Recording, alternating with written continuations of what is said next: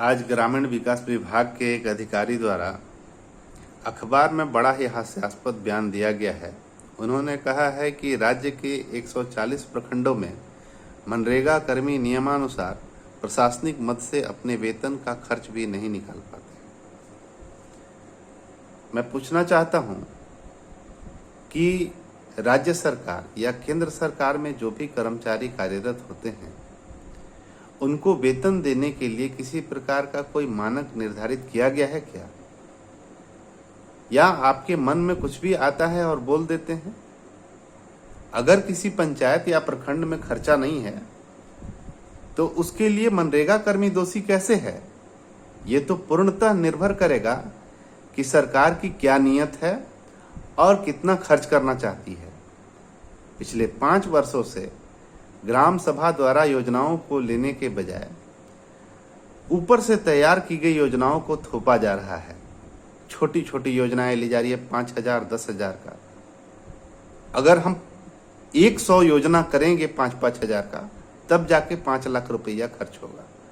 इन परिस्थितियों में अगर पंचायत और प्रखंड में खर्च नहीं होता है तो इसके लिए कतई मनरेगा कर्मी दोषी नहीं है, बल्कि विभागीय अधिकारी जिन्होंने अपने जिद को पूरा करने के लिए मनमानी योजनाओं थोपने का काम किया है, उनकी जिम्मेदारी बनती है। दूसरी बात, खर्च का कहाँ महत्व है? अगर हमारे खेत में कोई हरवाही करता है तो हमारा धान पैदा हो कि न हो, इससे कोई फर्क नहीं है। उस मजदूर को हमको मजदूरी देना पड़ेगा। तो राज्य के 5,000 मनरेगा कर्मियों ने न सिर्फ मनरेगा में बल्कि सरकार के तमाम कार्यक्रमों में पूरी मेहनत और लगन के साथ काम किया है, तो खर्च का कोई प्रश्न नहीं होना चाहिए। ये सिर्फ और सिर्फ मनरेगा कर्मियों को बरगलाने और फुसलाने का काम है। इन सब प्रोपेगेंडा से बचना चाहिए और मनरेगा कर्मियों के साथ बैठ करके एक सकारात्मक माहौल में वार्ता करने का काम करना चाहिए, ताकि आपके मन में जो भी प्रश्न है उसका हम लोग उत्तर दे सकें। और हम लोग तैयार हैं उत्तर देने के लिए।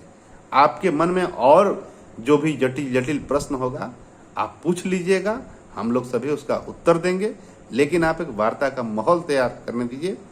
आपने बहुत ज़्यादा सरकार को बरगला लिया। अब हम समझते हैं कि हम लोगों का कल्याण होने दीजिए। बहुत बहुत धन्यवाद।